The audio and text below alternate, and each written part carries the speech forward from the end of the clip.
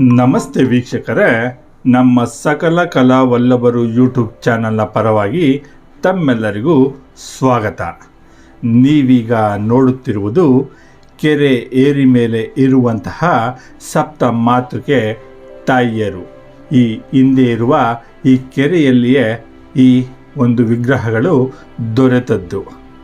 ಇಲ್ಲಿಯೇ ಪ್ರತಿಷ್ಠಾಪನೆ ಮಾಡಿ ಪೂಜಿಸಲಾಗುತ್ತಿದೆ.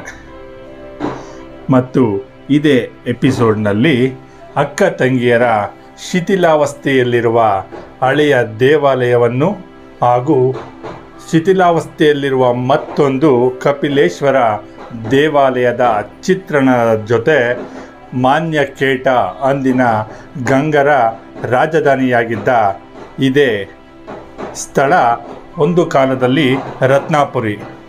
ಮಣ್ಣೆಮ್ಮನ ಆದೇಶವನ್ನು ಧಿಕ್ಕರಿಸಿದ ವಜ್ರಮುಕುಟರಾಯನ ಮಾನ್ಯಕೇಟಕ್ಕೆ ಎಂತಹ ಪರಿಸ್ಥಿತಿ ಬಂತು ಕೇಳೋಣ ಬನ್ನಿ. ಅವನ ಕಾಲದಲ್ಲಿ ಅರಮನೆಗಳಿದ್ದು, ಭವ್ಯ ಬಂಗಲೆಗಳಿದ್ದಂಥ ಸಂದರ್ಭದಲ್ಲಿ ಇವನಿಗೆ ಅದು ಯಾವುದೂ ಬೇಕಾಗಿರಲಿಲ್ಲ. ವಜ್ರಮುಕುಟ ರಾಜ ಇಂದ್ರನ ಸಂಸ್ಥಾನಕ್ಕೆ ಹೋಗಿ ಇಂದ್ರನ್ನೇ ತೋರಿಸಿ ಬಂದಂಥ ವ್ಯಕ್ತಿ ವಜ್ರಮುಕುಟ ರಾಜ. ಅದನ್ನ ಏನ್ ಮಾಡ್ತಾನೆ, ಯಾರೋ ಬಂದು ಹೇಳಿದ್ರು ಹೀಗೆ ಅಂತ ಹೇಳಿದಾಗ ಮಣ್ಣೆಮ್ಮನ ತಿರಸ್ಕರಿಸಿದಾಗ ಮಣ್ಣೆಮ್ಮ ತಾಯಿಗೆ ಕೋಪ ಬರುತ್ತೆ. ಕೋಪ ಬಂದ ನಂತರ ಆಕೆ ಏನ್ ಮಾಡ್ತಾಳೆ, ಕೋಟೆ ಕೊತ್ತಲವನ್ನು ಒಂದೇ ಗುತ್ತಾಳೆ. ಕೋಟೆ ಕೊತ್ತಗಳು ಇವತ್ತಿಗೂ ಕೂಡ ನಿರ್ಮಾಣ ಇಲ್ಲ. ಕೋಟೆ ಕೊತ್ತಗಳು ಇವತ್ತೂ ಇಲ್ಲ. ಮಣ್ಣೆಯ ಸುತ್ತಮುತ್ತಲಿನಲ್ಲಿ ಒಂದೇ ಒಂದು ಕೋಟೆ ಕೊತ್ತಲುಗಳಿಲ್ಲ. ಈ ಗ್ರಾಮದಲ್ಲಿ ಇದ್ದಂಥದ್ದು ನಿಮಗೆ 75% ಕುಂಬಾರರಿದ್ರು. ಇವತ್ತು ಎಲ್ಲಿ ಯಾವುದೇ ಭೂಮಿನಲ್ಲಿ ತೆಗೆದು ನೋಡಿ, ದಕ್ಷಿಣ ಭಾಗಕ್ಕೆ ಇವತ್ತು ಕೂಡ ಭೂಭಾಗದಲ್ಲಿ ಸಿಗೋದು ಮಡಿಕೆ ಪುಡಿಚೂರುಗಳು, ನಂತರ ಚಿನ್ನದ ನಿಕ್ಷೇಪ ಇವತ್ತು ಕೂಡ ಸಿಕ್ಕಿದೆ. ಎಷ್ಟೋ ಜನಗಳಿಗೆ ಸಿಕ್ಕಿದೆ. ಅದು ನಾಶನೂ ಆಗಿದೆ.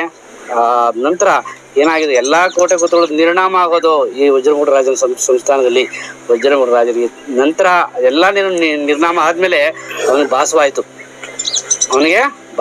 ಇಲ್ಲಿ ಅನೇಕ ಜನಗಳು ರೋಗ ರುಜಿನಗಳು, ಮೈಯಲ್ಲೆಲ್ಲ ದಂಧೆಗಳು, ಗುಳ್ಳೆಗಳು ಬಂದು ದಿನೇ ದಿನೇ ಎಲ್ಲ ಸತ್ತೋದ್ರು. ಆಮೇಲೆ ಆತನಿಗೆ ಗೊತ್ತಾಯ್ತು, ವಜ್ರಮುಕುಟ ರಾಜನಿಗೆ ಆಕೆ ಇನ್ಯಾರು ಅಲ್ಲ, ಈಕೆ ಸರ್ವಶಕ್ತಿ. ಈಕೆ ಊರಿಗೆ ಕರ್ಕೊಂಡ್ ಬಂದ್ರೆ ರೋಗ ರುಜಿನಗಳು, ಕಾಲ್ರ, ಪ್ಲೇಗು, ಇಲ್ಲಿ ಬಂಡಿಗಳು ಮುಖೇನ ಕೂತ್ಕೊಳ್ಬೇಕಾಗಿತ್ತಂತೆ. ಹೆಣಗಳನ್ನ ಬಂಡಿಗಳು ಮುಖೇನ ಎಳ್ಕೊಂಡೋಗಿ ಇವತ್ತೇನು ಮಣ್ಣೆಕೆರೆ ಇದೆಯಲ್ಲ, ಅಲ್ಲಿ ಕೋಡಪ್ಪನ ಕಟ್ಟೆ ಅಂತ ಇದೆ. ಆ ಕೋಡಪ್ಪನ ಕಟ್ಟೆನಲ್ಲಿ ಇವತ್ತು ನೋಡಿ ಒಂದೊಂದು ಮೂಳೆಗಳು ಸಿಗ್ತವೆ.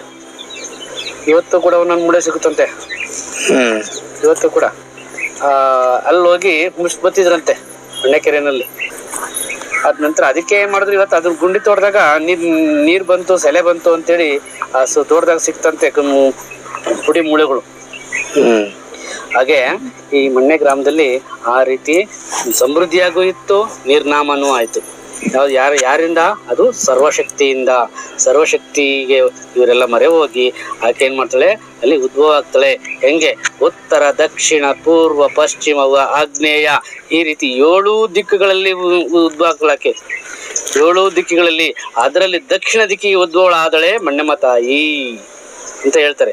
ನೀನು ನೋಡ್ಬೋದು, ದಕ್ಷಿಣ ದಿಕ್ಕಲ್ಲಿ ಯಾವ ರೀತಿ ತಿರ್ಕೊಂಡು ಯಾವ ಭಾಗ ಕಡೆ ತಿರ್ಕೊಂಡಿದ್ದಾಳೋ ಅದೇ ಮಣ್ಣೆ ಕ್ಷೇತ್ರ. ಅದೇನಾಗಿತ್ತು ಅವತ್ತು? ಮಾನ್ಯಕೇಟನೂ ಅಲ್ಲ, ಮಾನ್ಯಪುರನೂ ಅಲ್ಲ, ಮಣ್ಣೆನೂ ಅಲ್ಲ, ರತ್ನಾಪುರಿ ಪಟ್ಟಣ. ಅಂದ್ರೆ ರತ್ನಗಳನ್ನ, ಸೇರುಗಳನ್ನ ಮುಖೇನ ಬಂಡಿಗಳ ಮುಖೇನ ಅಳೆದು ತುಂಬಿದಂತಹ ಈ ಒಂದು ಗ್ರಾಮ. ಅಂದ್ರೆ ಈ ಗ್ರಾಮದಲ್ಲಿ ಅಷ್ಟೊಂದು ಸಂಪದ್ಭರಿತವಾದ ನಾಡಾಗಿತ್ತು. ಈ ಸಂಪದ್ಭರಿತ ನಾಡಾಗಿದಿಂದಲೇ ನಂತರ ಏನ್ ಮಾಡ್ತರು, ಚೋಳರು ಬಂದ್ರು ಈ ಗ್ರಾಮಕ್ಕೆ. ಚೋಳರು ಜಾಸ್ತಿ ದಿನ ನೆಲೆಗೊಳ್ಳಲಿಲ್ಲ.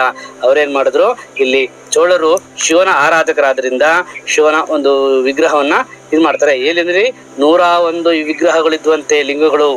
101 ವಿಗ್ರಹಗಳು. ಅದು ಪ್ರಪಂಚದಲ್ಲಿ ಅತ್ಯಂತ ದೊಡ್ಡವಾದ ವಿಗ್ರಹ ಒಂದೇ ಇರೋದು, ಎರಡಿತ್ತು. ಅದು ಇರ್ತಕ್ಕಂಥದ್ದು ಇಲ್ಲಿ ಮಣ್ಣೆ ಕ್ಷೇತ್ರದಲ್ಲಿ. ಅವ್ರು ಏನ್ ಮಾಡಿದ್ರು, ಇಲ್ಲಿ ಚಿತ್ರಶೇಖರ ಅಂತ ಭಕ್ತರಿದ್ರಂತೆ. ಯಾರಿಗೆ? ಶಿವನಿಗೆ ಚಿತ್ರಶೇಖರ ಅಂತೇಳಿ ಇಬ್ರು ಭಕ್ತರಿದ್ರು. ಆ ಭಕ್ತರು ಶಿವನ ಆರಾಧಕರು ಆಗಿದ್ರು. ಅಂತ ಒಂದು ಕ್ಷೇತ್ರ ಈ ರತ್ನಾಪುರಿ ಪಟ್ಟಣ.